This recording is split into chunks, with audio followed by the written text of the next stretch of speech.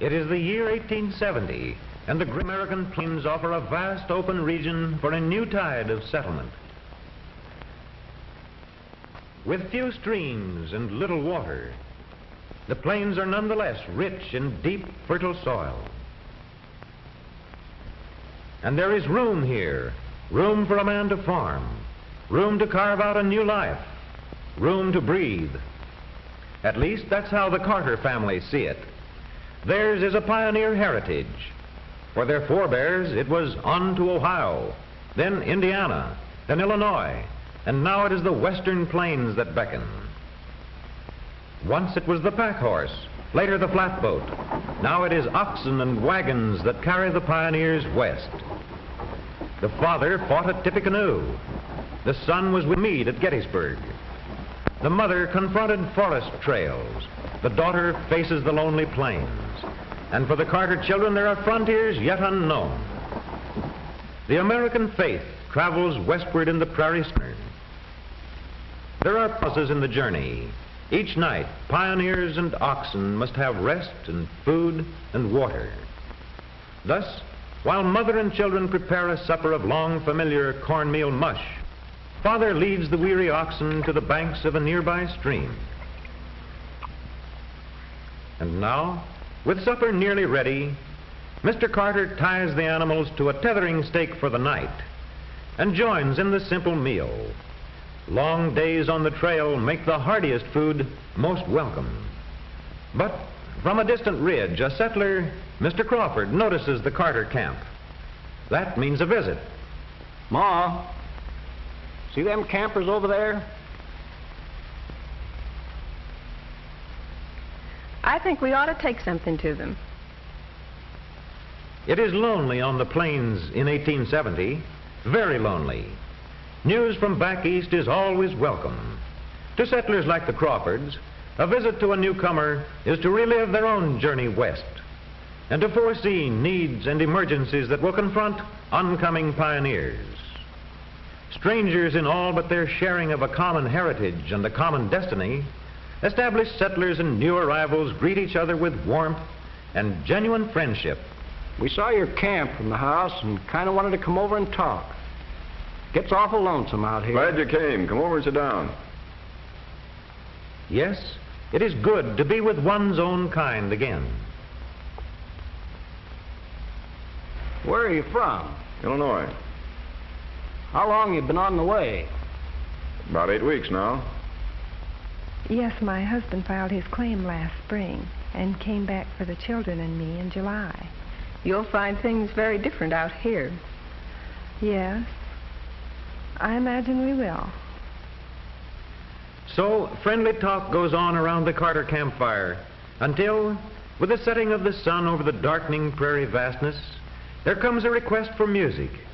Music that erases the solitude of the plains.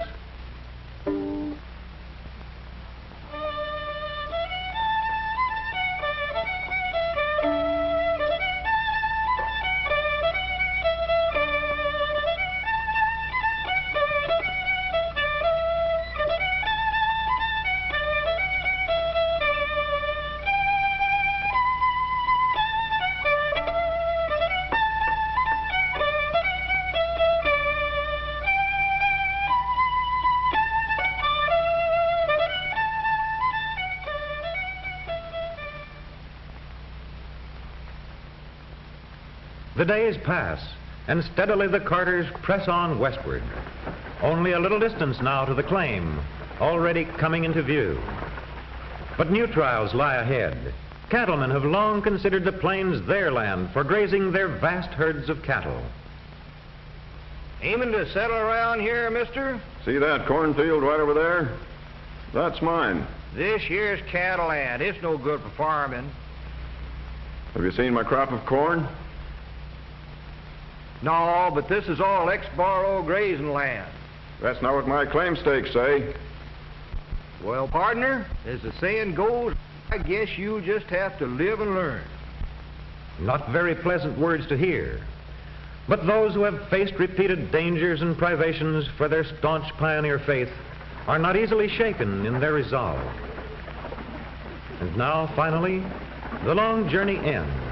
After nearly 3 months, the carters are on soil bounded by claim stakes driven last spring.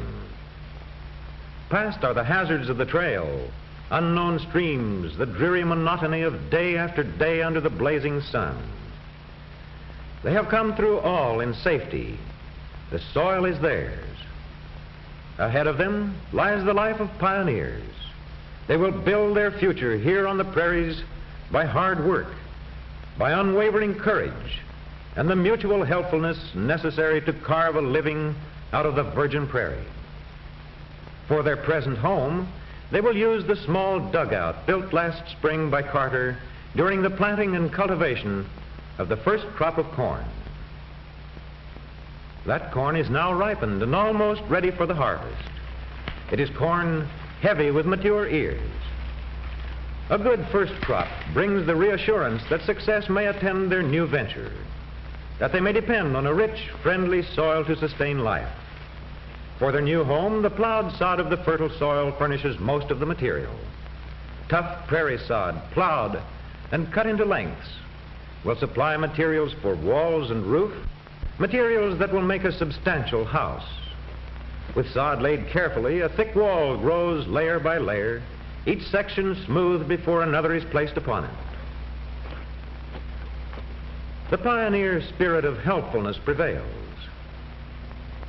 Mr. Lewis and his son are neighbors, experienced in sod house construction, and the walls grow upward to the ridgepole of cedar brought from a nearby canyon. Sod walls, smoothly trimmed, will shed rain well, will be less easily eroded by the wind. On the plains, lumber is precious. A few slabs brought from a distant sawmill form frames for windows and doors, and the luxury of more lumber as a roof foundation assures a minimum of leakage there. At once, the new home is circled by a fire guard, 2 plowed rings of several furrows each. Between these 2 plowed paths, Carter burns the grass and thus protects the house from the dreaded prairie fire by the gap formed by the blackened, barren area. Within the completed sod house, Mrs. Carter has set up housekeeping. Walls are plastered, shelves are decorated.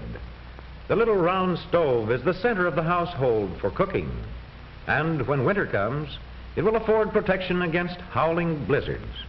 Fuel of any kind is at a premium. Only prairie grass, occasional twigs, aside from the ever-present buffalo chips. The collecting of these forms a considerable part of each day's routine for Irene and James. Again, at corn harvest, the Lewises offer that helpfulness and exchange of labor which on the frontier soon became a custom. Cooperation here is a necessity. Today, on his return from the purchase of a horse, Paul Carter has gained another acquaintance, a venerable circuit-riding minister, the Reverend Mr. Hanson, whose parish is broad and vaguely limited here on the windswept plains. The outposts of Western civilization are already rapidly being organized into a society as new settlers continue to arrive. In the prairie loneliness, the minister's visits will always be timely. I'll have dinner ready soon, and you'll be more than welcome.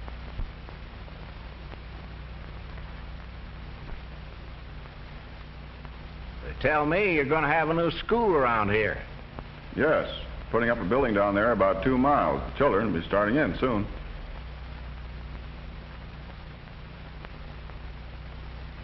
You know, they'll live to see a lot of changes in this section.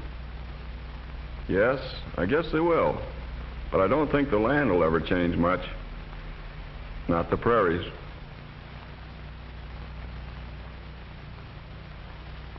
Paul, maybe Brother Hanson here would like to hear some music.